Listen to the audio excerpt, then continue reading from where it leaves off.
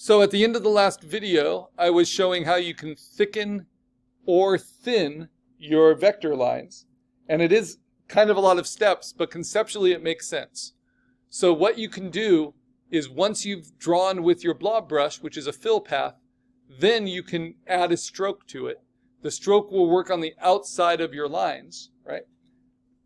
But the stroke will also overlap with your lines. So if you make your stroke white instead of black, it won't thicken them, it will thin them, or make it look like it's thinning them, right? And that's what we have here. So if I turn the stroke off, it looks like my line is thicker, because that's what my original brushwork was. If I turn the stroke back on, because it's white, it looks like it's thinner.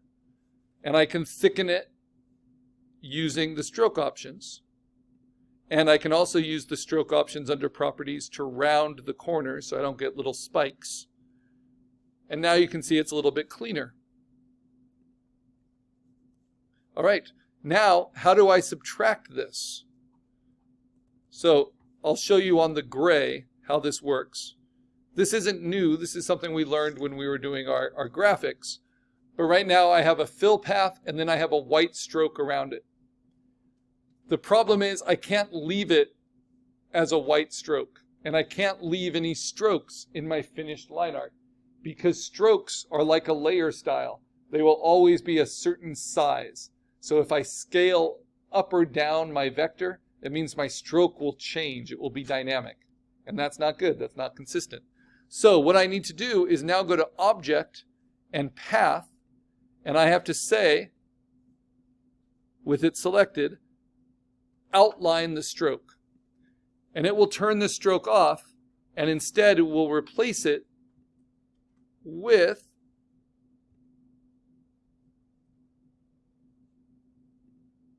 this. Something that has, basically that was drawn with the blob brush on the inside and outside of our original line. So it's like using whiteout on top of our original inking. So because of that, there's no stroke anymore. There's just a white shape and a black shape. And then just like we learned in our vector project, if you select both of those and you turn them on, we can have one overlapping the other, the white overlapping the black. Then I can use Pathfinder and minus to trim it out. So now I have thinner line art than I did originally, without any white shapes. So just some of the ways you can kind of work with your line art while it's still a vector. So now, how do we save our vector line art? Well, the way to check it is to use your large selection tool, the black arrow. Put a square around everything. It's just a way to select everything. And then drag it off of the white to make sure that there's no white in your design. And there's not. Very good. And then make sure that it looks like this, where there's no stroke. There's a red bar through the stroke. Because if there's a stroke anywhere, you want to outline it and you want to take care of it, right? And it's not a bad idea to use Pathfinder, and once everything is selected, just hit the merge button so that everything's as cleanly together as possible.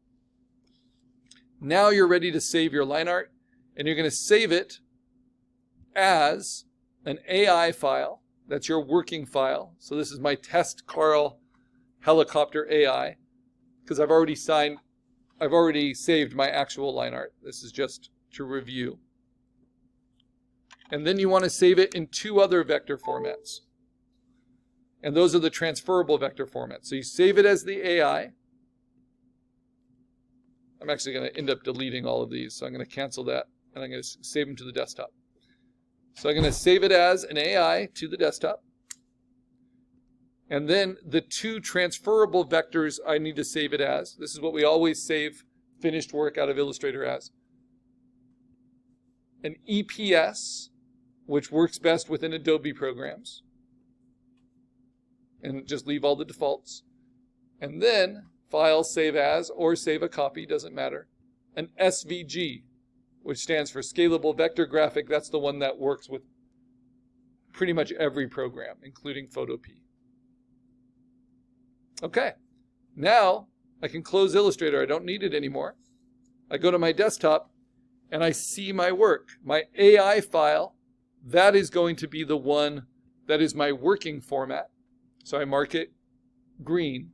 It's my vector working format. So if I ever want to change the vector line art, I do it with that file. The EPS is a transferable vector format. And my SVG is also a transferable vector format. I use this with Photoshop. I use this with Photopea or just for my own storage. What's the next step? In order to set it up for coloring, which is the next step, to give you a preview of that, because that's due next class, we're going to look at the assignment. Go beyond digital inking and now to digital coloring. And on assignment 5 on the assignment page, you see all of these links. And one of them was from a group presentation we had from this class, right? So I'll just remind you. It's on digital coloring for comic books. Actually, I don't think it was that one. I think it's this one. Because I thought they did a really good job showing. No, it was the other one. Okay, showing the digital inking and then how coloring works. But the one I've created for you that you can find on assignment sheets and is also in the directions is this, an exhaustive explanation. So we're now in the part of the semester where you get some exhaustive explanations of things that are important to digital imaging. So the first one is for digital coloring. Then you're going to get an exhaustive explanation of CMYK color separation for our posters. And then you're going to get an exhaustive explanation of digital painting. So these are 3 different things. And like I said, if it's important, it's also in the assignment itself. So if you scroll down, you'll see my exhaustive explanation of digital coloring there. And then on my little primer sheet here, right now we're at the vector line art. Next is to start adding color, and we start with flats. So I'll refer to this slideshow a lot. It's a good reference point. It's really good for studying for what's coming in the class. But it's also nice to see all of those other like student-created slideshows about digital coloring and the different disciplines and fields they impact. So this mixes kind of past student work like this for this very project with other professional examples to talk about what digital coloring is. Digital coloring is coloring behind real or implied line art. We're very used to seeing it in 2D animation, where we can see outlines around everything. We're used to seeing it in kind of 2D video games, in sticker illustrations, in t-shirts, in posters, in children's books. And these are the basic steps. You sketch it, you ink it, you get clean line art, you fill it with flats, and then you might do some toning. So this is called duotone, the finish here. And you can also see it in their little self-portrait. This is an artist I like from Pasadena, California. Has a very animated style. Here you can see my version of our mascot, kind of a Pokemon version of our mascot. You start with the vector line art, then we fill it with flat color, and then we can do variations on that flat color with lights and darks, either soft-edged or hard-edged. Notice how these variations are soft, whereas these variations are really crisp. So this is hard-edge duotone. This would be an example of soft-edge duotone. Digital coloring is pretty new since the 1990s in reproduction and in contemporary imaging. So before the 1990s, these were the colors you were able to print with. And it wasn't so much because we didn't have digital to color them. It was just because we didn't print on clay-coated paper. Our printing was more basic for things like advertising and for comic books. And so it printed onto newsprint, the same thing that phone books are printed on. And that can only hold 150 dots per inch. So the inks were much more limited. These are kind of your basic formulations of cyan, magenta, yellow, and black, right? To give you these colors. So all comics from before 1990, roughly, only used these colors and combinations of these colors. Kind of like a GIF really simplifies your colors. But now with digital coloring, like there's no limit to how much you can use. So it all starts with good line art and then flat color. No matter what the end product is going to be, it all starts with line art and then flat color behind the line art. Step one. So what does flat color look like? Flat color can be the local color, the base color of the thing you want. So if you're doing a superhero and you want them to have a pink cape and an orange spandex, that's the local color, right? What is the local color of a banana, a ripe banana?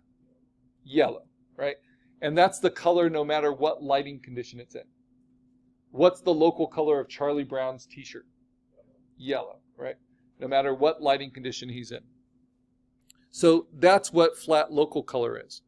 But there's actually an additional first step that's used in professional digital coloring, because it's usually done by someone other than the person who's going to finish the coloring. And that's the step of flatting. So here we have an example of flatting.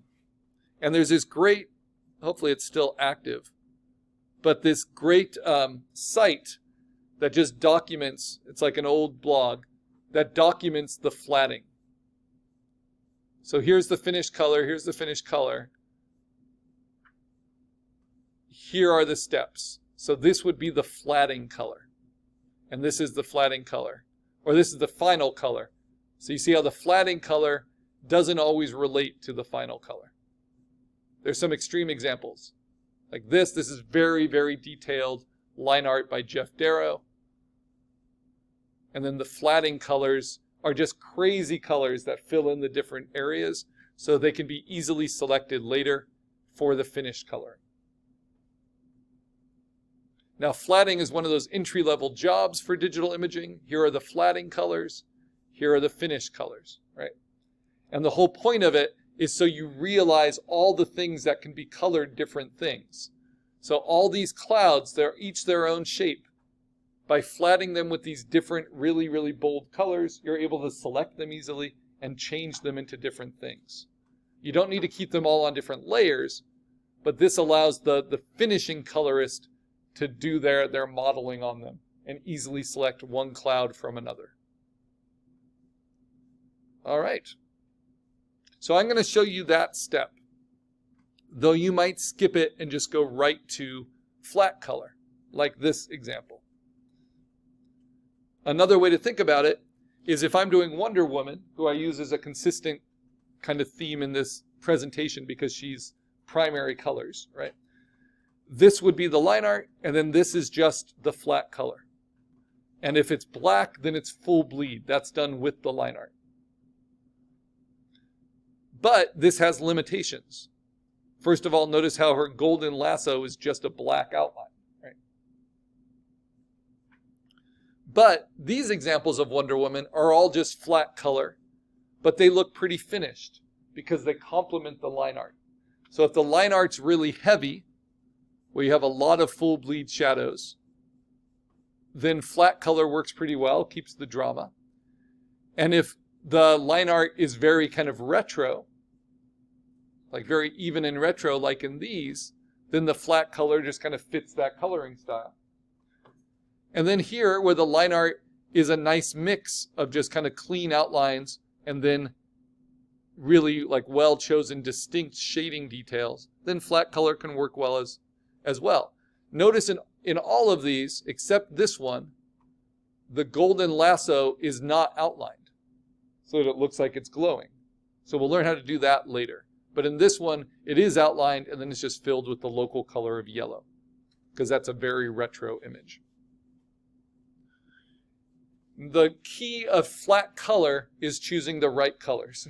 It seems basic, but there are millions of colors to choose from, right? And so it's an interesting choice on this little animation that they use all the same kind of orangish gold for the yellows, and they use only that blue, and then they have this kind of ivory color for the skin, but then they use two different reds. Do you guys see that? And I think that just gives it a little bit